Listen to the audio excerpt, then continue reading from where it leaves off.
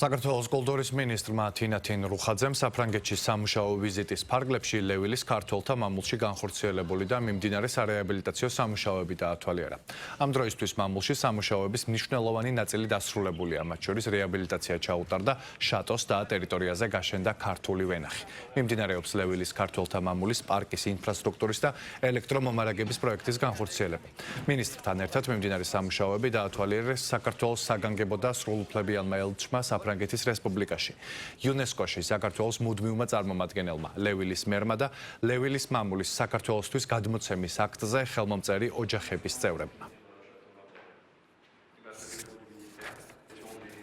ლევილის მამულის სამუშაოები პრაქტიკულად საბოლოო ფაზაში შედის. ინფრასტრუქტურული და სხვადასხვა ტიპის სამუშაოები მთავრდება და მე ვფიქრობ, რომ ქალაქ ლევილის მერთან ერთად დღეს და საქართველოს ელჩთან ერთად მოვინახულეთ. მათ შორის იყვნენ ოჯახების წარმომადგენლებიც, ვინც აქტზე ხელის მომწერები არიან. წელს უნდა დავასრულოთ და ყველაფერი ის, რაც ოჯახებთან მიმართებაში სახელმწიფოს აქტით აქვს ხელმოწერილი, ყველა სამუშაო იქნება შესრულებული მაღალ დონეზე, მუზეოგრაფიით და ვფიქრობ, რომ წელსვე საზეიმოდ გავხსნით. ის იქნება ადგილი, საიდანაც საქართველო ხმამაღლა კიდევ ერთხელ დაადასტურებს თავისი კულტურის, ისტორიისა და იდენტობის ძალიან მაღალ ნიშნულობას. ჩვენთვის მნიშვნელოვანია, რომ საქართველოს მთავრობამ გადაწყვიტა ლევილის შატოს რეაბილიტაცია, იმიტომ რომ ჩვენ ამას ვერ შევძლებდით. ასევე ძალიან მნიშვნელოვანი იყო, რომ ეს სამუშაოები სწრაფად განხორციელებულიყო და დღეს ხედავთ, რომ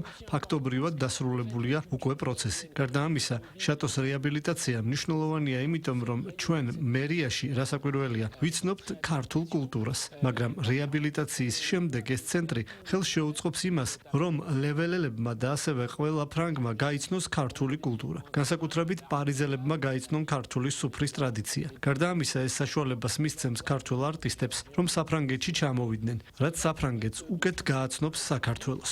რასაკვირველია, 2016 წელს დაწყებული პროექტის მთავარი მიზანი შატოს რეაბილიტაცია იყო. ამ მიმართულებით მნიშვნელოვანი პროგრესი გვაქვს და მიზნისკენ წარმატებით მივიწევთ წინ. რა თქმა უნდა, მნიშვნელოვანია, რომ შატოს მესაკუთრე საქართველოა, თუმცა არანაკლებ მნიშვნელოვანია თავად შატოს გადარჩენა. თუ არაფერს გავაკეთებთ და შატო გაქრება, მასთან ერთად გაქრება საქართველოს ისტორიის ერთ-ერთი მნიშვნელოვანი ეპოქაც.